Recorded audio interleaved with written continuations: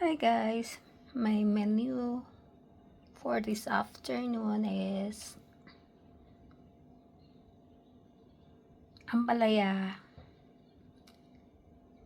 with sweet pepper, then 2 eggs and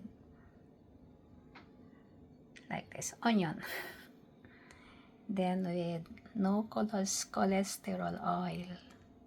Wait a minute guys, ito na guys yung 2 eggs. Ayan, may trend pa tayong tumaan.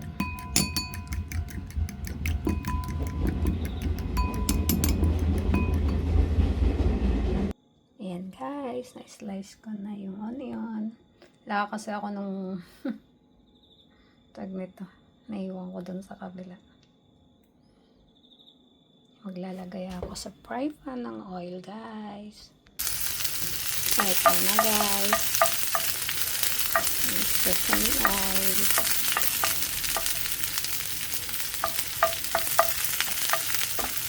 Simple lang yung aking pagluluto guys.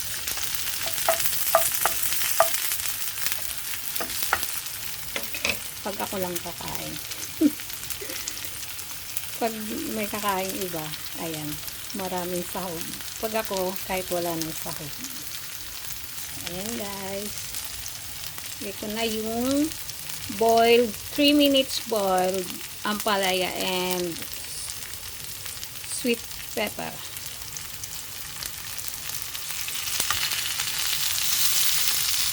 Ayan.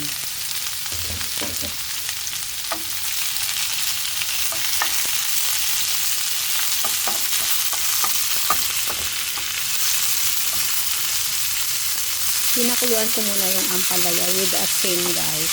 5 minutes. Para hindi siya gaanong mapait. Tapos hindi siya, pag kinain mo siya parang crispy. Hindi siya yung parang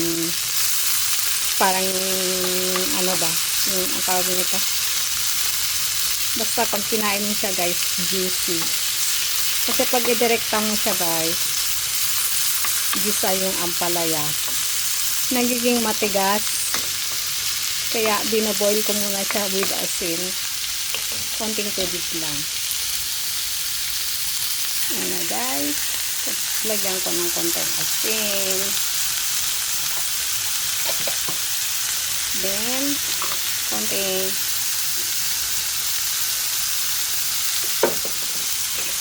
Ajinomoto.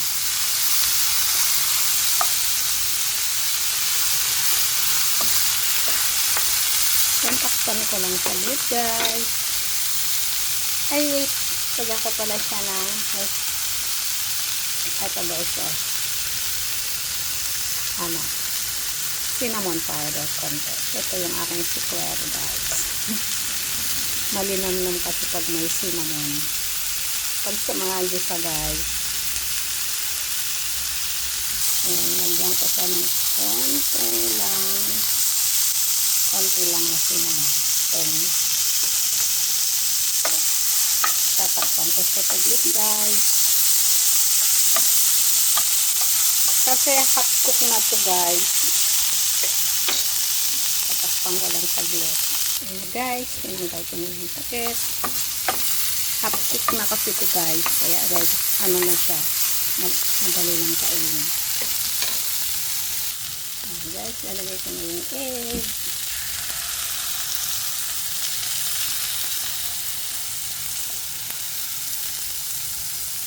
Hindi ako mag-yan. Yan.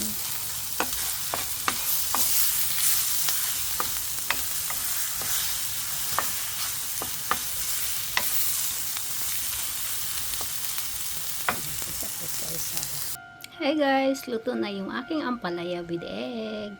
Ayan, dami nito. Kalahati lang to guys.